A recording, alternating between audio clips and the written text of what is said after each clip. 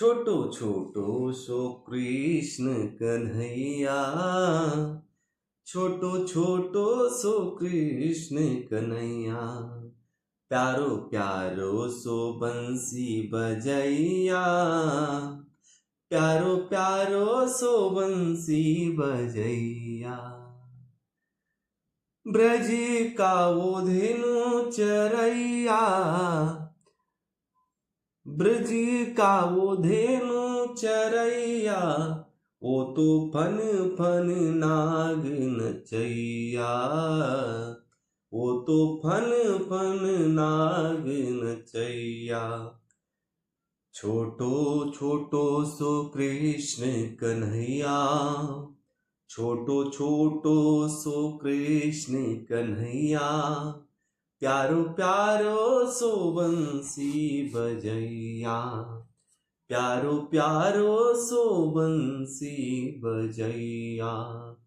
माखन चोरी करे जोरा जोरी करे, माखन चोरी करे जोरा जोरी करे, गोपियन की मटकी फुड़ैया, गोपियन की मटकी फुड़ैया।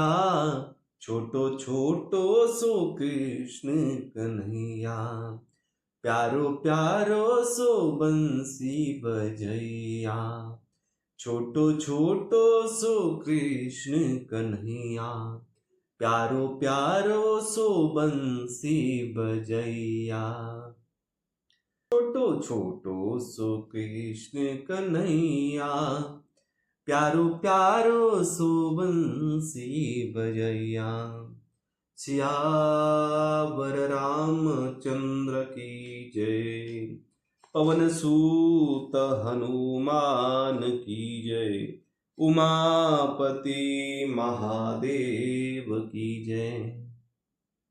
जय जय श्री राधे श्याम। पिछले भाग में हमने पुरंजनपुरी पर चंडवेग की चढ़ाई तथा काल कन्या का चरित्र, यह कथा सुनी। इस भाग में हम पुरंजन को स्त्री योनि की प्राप्ति और अविज्ञात के उपदेश से उसका मुक्त होना, यह कथा अपने हरि उद्योग इस चैनल के माध्यम से सुन रहे हैं। तो आइए कथा में प्रवेश करते हैं।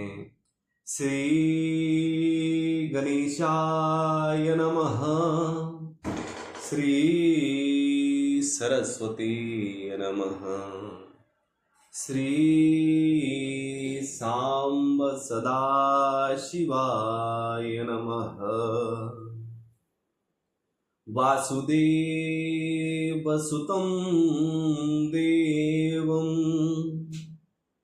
कंस चाणूरमर्दनं,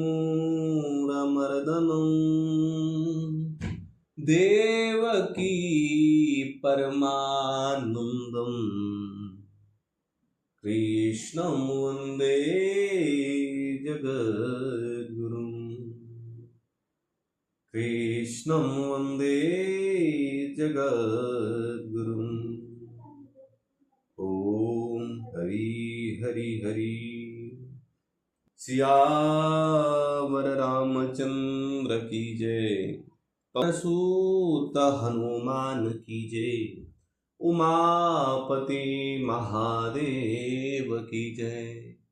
जय जय श्री राधे श्याम। श्री नारद जी कहते हैं, राजन, फिर भय नामक यमनराज के अज्ञानकारी सैनिक प्रज्वार और काल कन्या के साथ इस पृथ्वी तल पर सर्वत्र विचरने लगे। एक बार उन्होंने बड़े वेग से बूढ़े सांप से सुरक्षित और संसार की सब प्रकार की सुख सामग्रियों से संपन्न पुरंजनपुरी को घेर लिया। तब जिसके चुंगल में फंसकर पुरुष शीघ्र ही निसार हो जाता है, वह काल कन्या बलात् उस पुरुष की प्रजा को भोगने लगी। उस समय वे यवन भी काल कन्या के द्वारा भोगी जाती हुई उस पुरी में चारों ओर से भिन्न भिन्न द्वारों से घुसकर उसका विध्वंस करने लगे। पुरी के इस प्रकार पीड़ित किए जाने पर उसके स्वामित्व का अभिमान रखने वाले तथा ममताग्रस्त बहुकुटुंबी राजा पुरंजन को भी नाना प्रकार के क्लेश सताने लगे। काल कन्या के आलिंगन करने से उसकी सारी स्त्री नष्ट हो गई तथा अत्यंत विषयासक्त होने के कारण वह बहुत दिन हो गया। उसकी विवेक शक्ति नष्ट हो गई। गंधर्व और यवनों ने बलात् उसका सारा ऐश्वर्य लूट दिया। उसने देखा कि सारा नगर नष्ट भ्रष्ट हो गया है।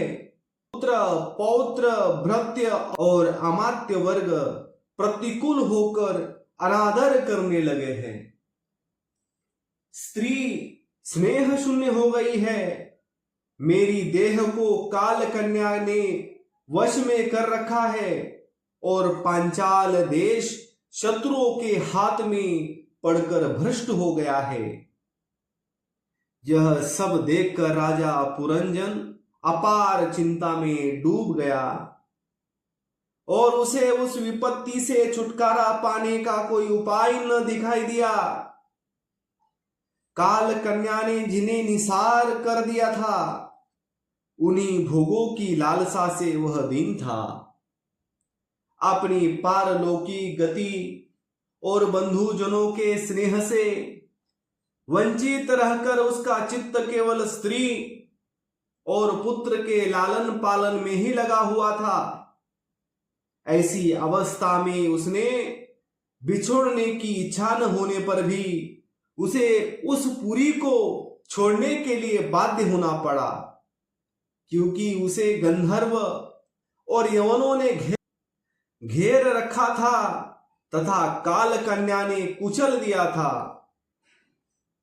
इतने में ही यवनराज भय के बड़े भाई प्रज्वार ने अपने भाई का प्रिय करने के लिए उस सारी पुरी में आग लगा दी। जब वह नगरी जलने लगी तब पूर्ववासी सेवक वृंद, संतान वर्ग और कुटुंब की स्वामिनी के सहित कुटुंब वत्सल पुरंजन को बड़ा दुख हुआ। नगर को काल कन्या के हाथ में पड़ा देख उसकी रक्षा करने वाले सर्प को भी बड़ी पीड़ा हुई, क्योंकि उसके निवास स्थान पर भी यवनों ने अधिकार कर लिया था और प्रजावार उस पर भी आक्रमण कर रहा था।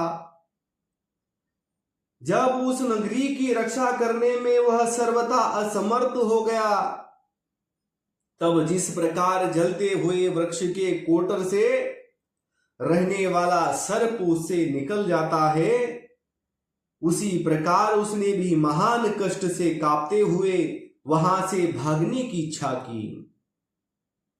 उसके अंग प्रत्यंग ढीले पड़ गए थे। जब वह नगरी जलने लगी तब पूर्ववासी सेवक वृंद, संतान वर्ग और कुटुंब की स्वामिनी के सहित कुटुंब वत्सल्य पुरंजन को बड़ा दुख हुआ।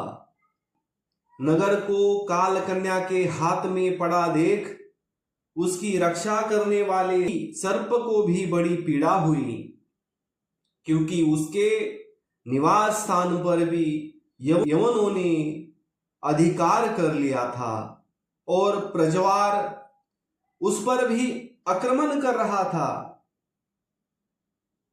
जब उस नगर की रक्षा करने में वह सर्वथा असमर्थ हो गया था, तब जिस प्रकार जलते हुए वृक्ष के कोटर में रहने वाला सर्प उससे निकल जाना चाहता है, उसी प्रकार उसने भी महान कष्ट से कांपते हुए वहां से भागने की इच्छा की।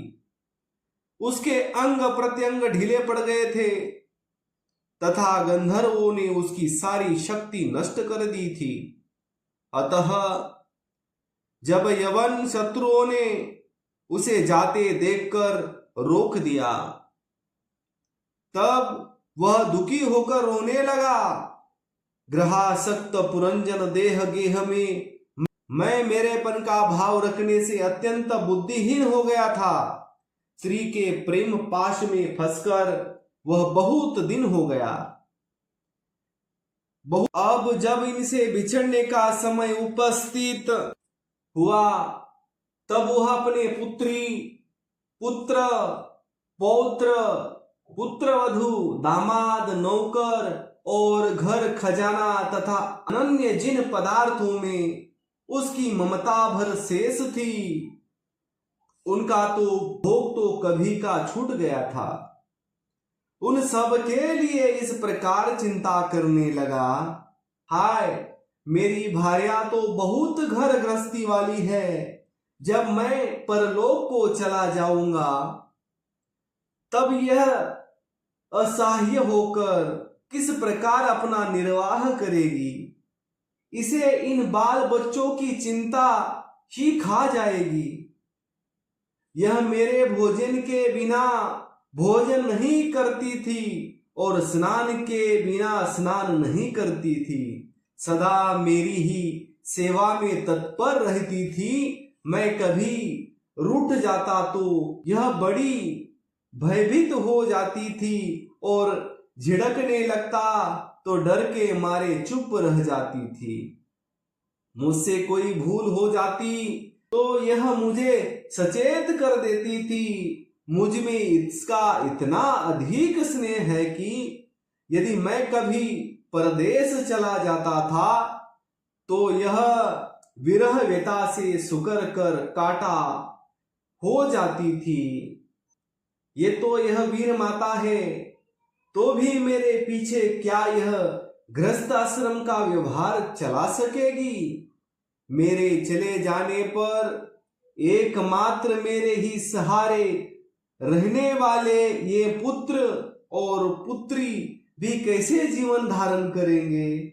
ये तो बीच समुद्र में नाव टूट जाने से व्याकुल हुए यात्रियों के समान बिलबिलाने लगेंगे। यद्यपि ज्ञान दृष्टि से उसे शोक करना उचित न था, फिर भी अज्ञानवश राजा पुरंजन इस प्रकार दिन बुद्धि से अपनी स्त्री पुत्र आदि के लिए शोकाकुल हो रहा था। इसी समय उसे पकड़ने के लिए वहां भयानक यवनराज आधमका। जब यवन लोग उसे पशु के समान बांधकर अपने स्थान को ले चले, तब उसके अनुचरगण अत्यंत आतुर और शोकाकुल होकर उसके साथ हो लिए।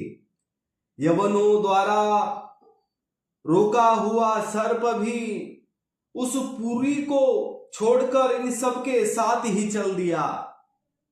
उसके जाते ही सारा नगर छिन्न भिन्न होकर अपने कारण में लीन हो गया।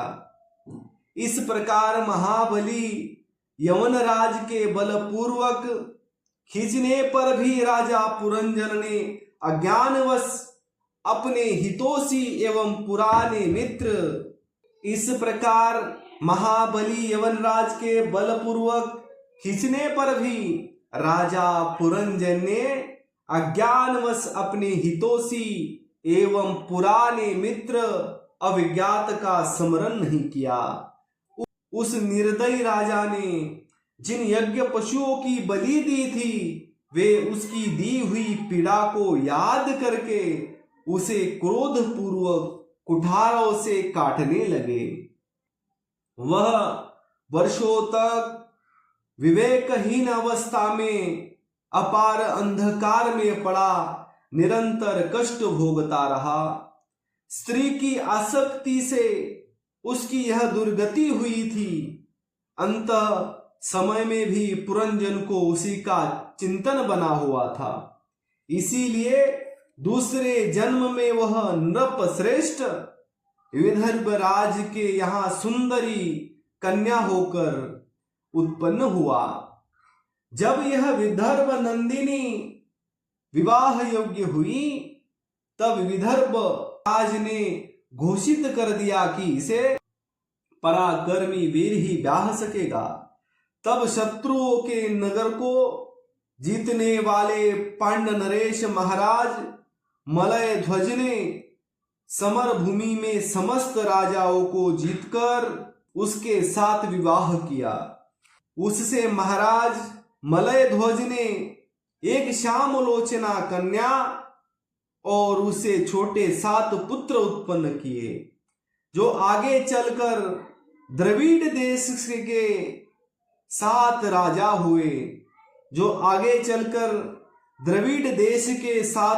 हुए। राजन, फिर उनमें से प्रत्येक पुत्र के बहुत बहुत पुत्र उत्पन्न हुए, जिनके वंशधर इस पृथ्वी को मनवंतर के अंत तक तथा उसके बाद भी भोगेंगे। राजा मलय ध्वज की पहली पुत्री बड़ी व्रतशिला थी। उसके साथ अगस्त्य ऋषि का विवाह हुआ। उससे उनके दृढ़च्युत नाम का पुत्र हुआ और दृढ़च्युत ने इधमवाह हुआ। दृढ़चित के इधमवाह हुआ। अंत में राजर्षि मलय ध्वज पृथ्वी को पुत्रों में बांटकर भगवान श्री कृष्ण की आराधना करने की इच्छा से मलय पर्वत पर चले गए। उस समय चंद्रिका जिस प्रकार चंद्रदेव का अनुसरण करती है, उसी प्रकार मत्तलोचना वैदर्भी ने अपने घर, पुत्र और समस्त भोगों को तिलांजलि दे दी। तिलांजलि दे पांड्य नरेश का अनुगमन किया। वहां चंद्रवसा, ताम्रपर्णी और वटोदका नाम की 3 नदियां थी। उनके पवित्र जल में स्नान करके वे प्रतिदिन अपने शरीर और अंतकरण को निर्मल करते थे। वहां रहकर उन्होंने कंद, बीज, मूल, फल, पुष्प, पत्ते, तृण और जल से ही निर्वाह करते हुए बड़ा कठोर तप किया। इससे धीरे धीरे उनका शरीर बहुत सूख गया। महाराज मलय ध्वज ने सर्वत्र समदृष्टि रखकर शीत, उष्ण, वर्षा, वायु, भूख, प्यास, प्रिय, अप्रिय और सुख दुख की सभी द्वंद्वों को जीत लिया।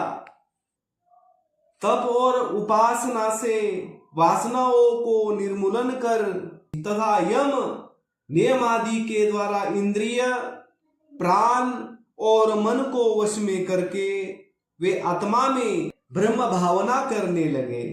इस प्रकार 100 दिव्य वर्ष तक स्थानों के समान निश्चल भाव से एक ही स्थान पर बैठे रहे।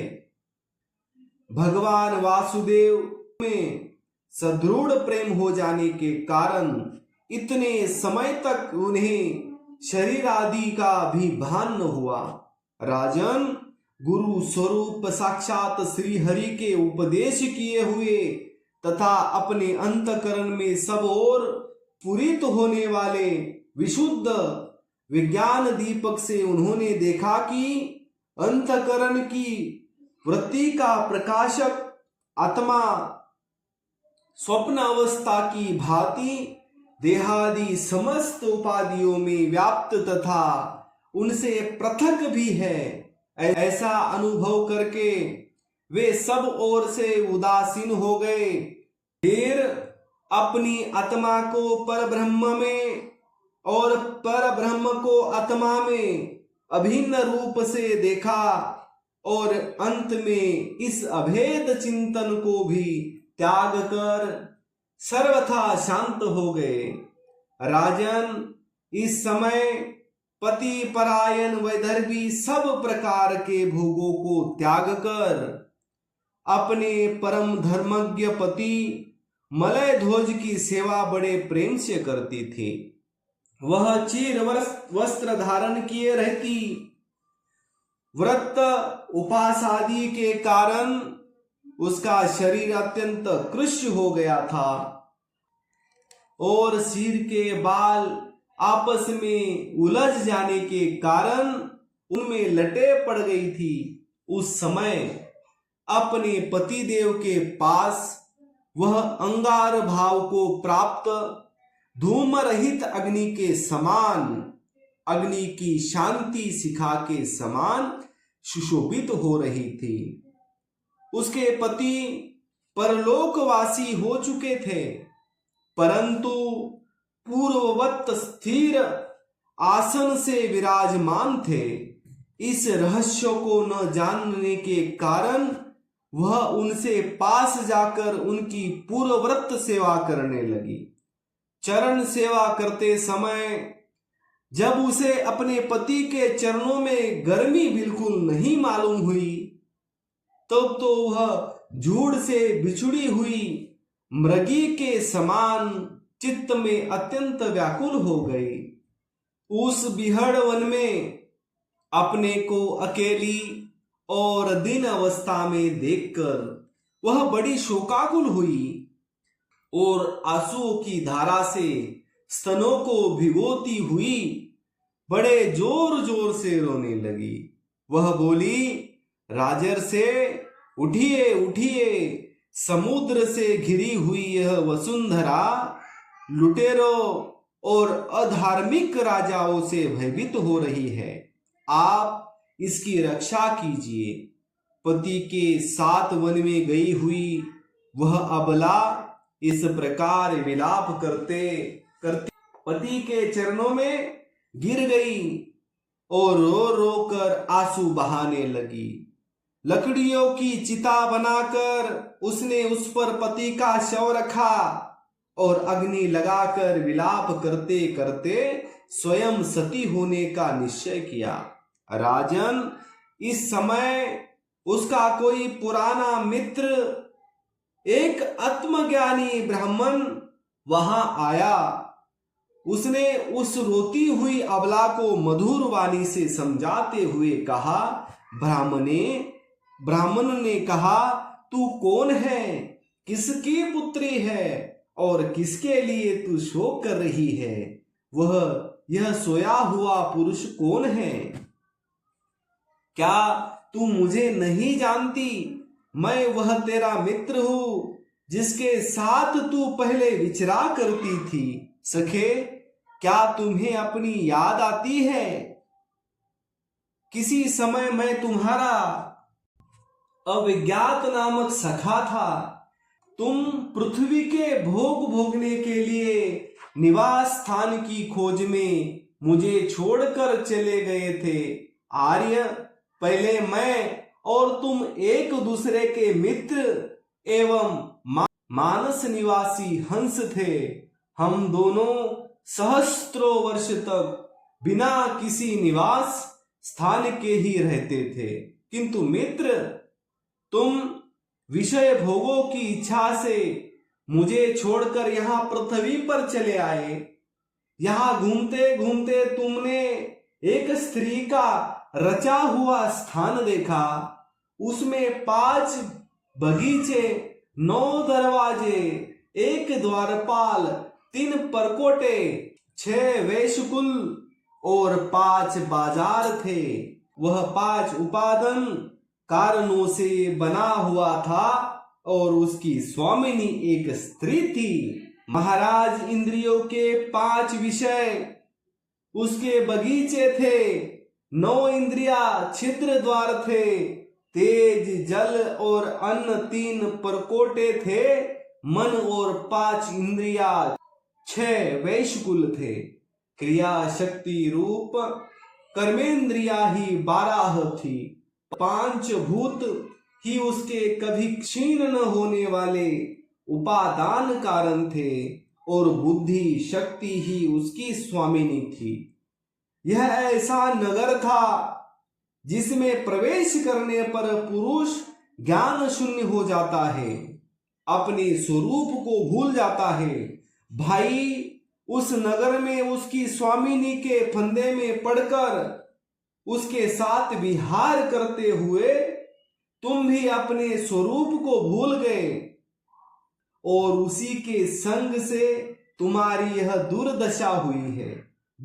देखो, तुम न तो विदर्भ राजा की पुत्री ही हो और न वीर मलयध्वज तुम्हारा पति है, जिसने तुम्हें 9 द्वारों के नगर में बंद किया था। उस पुरंजनी के पति भी तुम नहीं हो। तुम पहले जन्म में अपने को पुरुष समझते थे और अब सती स्त्री मानते हो। यह सब मेरी ही फैलाई हुई माया है। वास्तव में तुम न पुरुष हो न स्त्री, हम दोनों तो हंस है। हमारा जो वास्तविक स्वरूप है उसका अनुभव करो मित्र। जो मैं ईश्वर हूं वह तुम जीव हो। तुम मुझसे भिन्न नहीं हो और तुम विचार पूर्वक देखो, मैं भी वही हूं जो तुम हो। अज्ञानी पुरुष हम दोनों में कभी थोड़ा भी अंतर नहीं देखते। जैसे एक पुरुष अपने शरीर की परछाई को शीशे में और किसी व्यक्ति के नेत्र में भिन्न भिन्न रूप से देखता है, वैसे ही एक ही आत्मा विद्या और अविद्या के भेद से अपने को ईश्वर और जीव के रूप में 2 प्रकार से देख रहा है। इस प्रकार जब हंस ईश्वर ने उसे सावधान किया, तब वह मानस सरोवर का हंस जीव अपने स्वरूप में स्थित हो गया और उसे अपने मित्र के विचोह से भुला हुआ आत्मज्ञान फिर प्राप्त हुआ। प्राचीन ब्रही, मैंने तुम्हें परोक्ष रूप से यह आत्मज्ञान का दिन दर्शन कराया है, क्योंकि जगत कर्ता जगदीश्वर को परोक्ष वर्ण ही अधिक प्रिय है। तो आज के लिए इतना ही। कर्पूर गौरम करुणावतारम संसार सारम भुजगेंद्र हारम सदा वसंतम हृदयारविंदे भवम भवानी सहितं नमामि। शेष चर्चा अगले भाग में। सियावर रामचंद्र की जय। पवन सूत हनुमान की जय। उमापति महादेव की जय। जय जय श्री राधे श्याम। शेष चर्चा अगले भाग में।